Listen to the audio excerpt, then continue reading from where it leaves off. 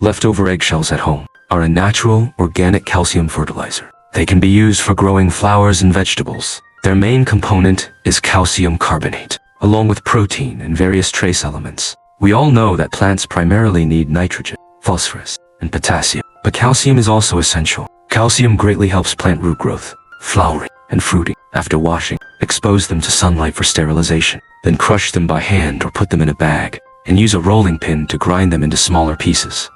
In the soil, they slowly decompose and release nutrients. They can be considered a slow-release fertilizer, with a gradual but long-lasting effect. They loosen the soil, improve aeration, and supplement trace elements. Compared to eggshell fragments, grinding them into powder makes it easier for plants to absorb. These are boiled eggshells from breakfast, but raw eggshells can also be used. Put them in a blender and grind them into powder. Their nutrients are the same as crushed pieces, but they release much faster. For application, you can sprinkle them on the soil surface, or bury them in the soil. To speed up plant calcium absorption, you can mix the powder with fermented fruit peel enzyme, or place it in a container with white vinegar. Once calcium carbonate decomposes, dilute it with water and use it for foliar spraying or root irrigation. This allows plants to absorb it more effectively, since eggshells take a long time to decompose. If your plants are already calcium deficient, you should still apply fertilizer as needed. Also, avoid using too much, because eggshells are alkaline. Excessive use may accelerate soil alkalization